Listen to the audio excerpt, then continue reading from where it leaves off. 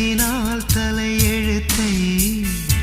மாற்றியே விதி எழுதும் ஒரு மேகம் தூது அனுப்ப அது இடியை அங்கு இறக்க இது திட்டம் போட்டு செய்த செயலில்லை விதி வட்டம் தாண்டி